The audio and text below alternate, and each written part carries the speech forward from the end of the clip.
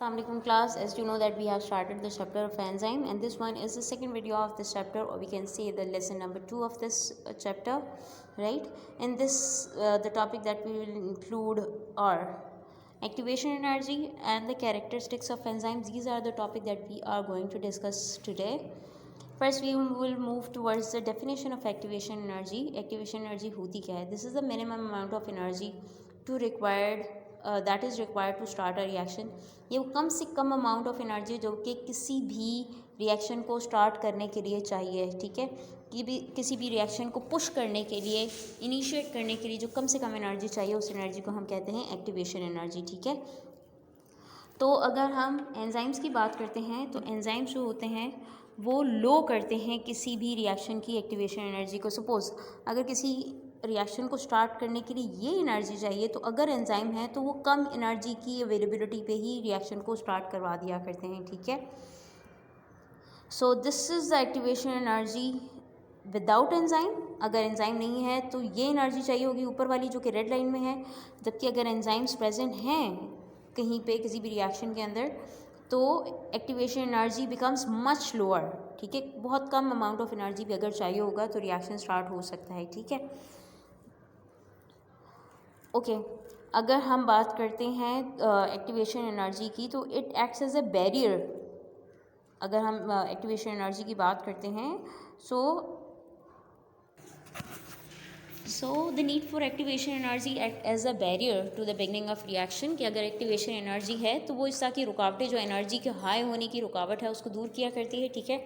और एंजाइम क्या करते हैं, एनर्जी रिक्वायरमेंट को लो करता है और किसी भी एंजाइम को स्टार्ट करवाने के लिए जो एक्टिवेशन एनर्जी की रिक्वायरमेंट है उसको लो कर दिया करता है। और अगर एंजाइम्स प्रेजेंट हैं तो कोई भी रिएक्शन बहुत ज़्यादा फास्ट स्पीड के ऊपर परफॉर्म हो सकता है, ठीक है, स्टार्ट हो सकता है।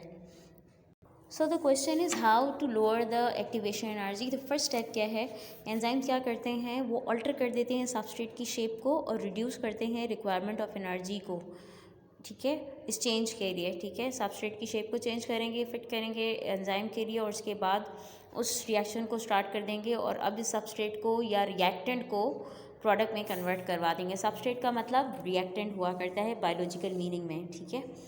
In the field of biology हम रिएक्टेंट्स को जो है सबस्ट्रेट कहा करते हैं।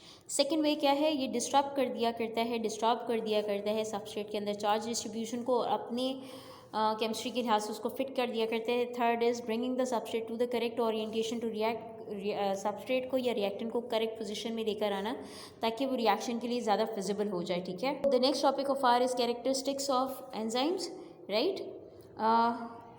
वन बाय वन तमाम कैरेक्टरिस्टिक्स को हम लोग स्टडी करेंगे। That all first is all enzymes are protein. Almost जितने भी एंजाइम्स हैं वो प्रोटीनस इन नेचर होते हैं। They are made up of amino acids, right. Increase the enzymes का सेकेंड कैरेक्टरिस्टिक्स क्या होता है, they increase the rate of reaction, right. और ये मिलियन ऑफ टाइम्स किसी भी रिएक्शन को फास्ट कर दिया करते हैं। अगर एक reaction for example without enzyme 3-4 घंटों में होना है तो विद एंजाइम वो विद इन मिनट्स हो जाया करता है, ठीक है।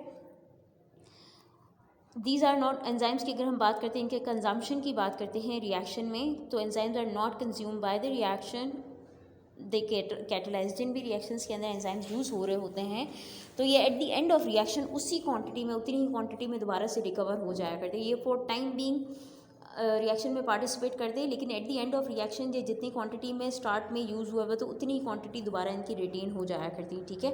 नेक्स्ट की बात करते हैं, एंजाइम्स स्पेसिफिक हुआ करते हैं। हर रिएक्शन के लिए स्पेसिफिक एंजाइम्स हुआ करता है and they are usually very specific for the type of reaction and for the nature of their substrate. Reactant कौन से हैं, क्या रिएक्शन होने जा रहा है उसके अकॉर्डिंगली एंजाइम हुआ करती हैं। ऐसे नहीं होता कि हर एंजाइम हर रिएक्शन के लिए या हर सबस्ट्रेट के साथ रिएक्ट करेगा, ठीक है। नेक्स्ट प्रॉपर्टी की बात करते हैं, इनके अंदर एक्टिव साइट हुआ करती हैं।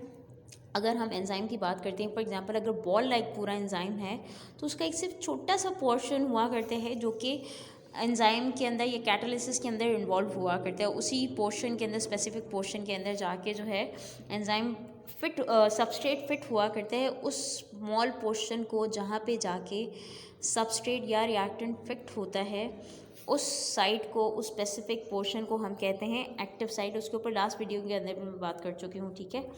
सपोज़ मैंने उसके अंदर एग्जांपल लॉक की दी थी कि अगर पूरे ताले की बात करते हैं तो उसका जो की होल है सिंपल वो जो है वहाँ पे जाके की फिट होती है। इसी तरह से अगर हम एंजाइम की बात करते हैं तो उसका भी इतना ही छोटा सा पोर्शन हुआ करता है जहाँ पे रिएक्टेंट या सबस्ट्रेट जाके फिट होता है उस स्पेसिफिक की होल टाइप या स्पेसिफिक साइट को, जहाँ पे रिएक्टेंट ने जाके फिट होना है या सबस्ट्रेट ने जाके फिट होना है, उस साइट को हम कहते हैं एक्टिव साइट।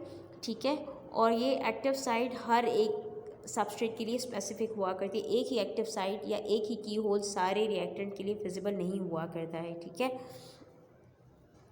नेक्स्ट की बात करते हैं enzyme activity and can be regulated. यहाँ पे एंड भी रेगुलेटेड है, this is can be regulated. ठीक है, सो एंजाइम्स की अगर हम प्रोडक्शन की बात करते हैं तो ये इन्हांस भी हो सकती है, डैमेज भी हो सकती है अकॉर्डिंग टू रिक्वायरमेंट। इसके अलावा एंजाइम एक्टिविटी को इफ़ेक्ट करते हैं डिफरेंट टाइप के इनहिबिटर्स, कुछ ऐसे केमिकल सब्सटेंसेस हुआ करते हैं जो कि एंजाइम की एक्टिविटी को रोक दिया करते हैं, और इसी तरह से कुछ पॉजिटिव जो केमिकल्स होते हैं हमारी बॉडी में मौजूद, वो एंजाइम एक्टिविटी को फर्दर इन्हांस भी कर दिया करते हैं। ठीक, लास्ट की बात करते हैं कोफैक्टर्स। कुछ एंजाइम्स में ये कोफैक्टर्स रिक्वायर्ड नहीं होते, लेकिन ज़्यादातर एंजाइम्स के अंदर कुछ नॉन प्रोटीनियस मॉलिक्यूल्स रिक्वायर्ड होते हैं या नॉन प्रोटीनियस आइंस रिक्वायर्ड हुआ करते हैं जो कि एंजाइम एक्टिविटी को फर्दर इन्हांस किया करते हैं, और इन नॉन प्रोटीनियस आइंस को या मॉलिक्यूल्स को हम कहते हैं cofactor, right. So these were the characteristics of enzymes. अगर इससे रिलेवेंट कोई कन्फ्यूजन, कोई भी प्रॉब्लम होती है तो आप लोग मुझे टेक्स्ट कर सकते हो। Thank you so much.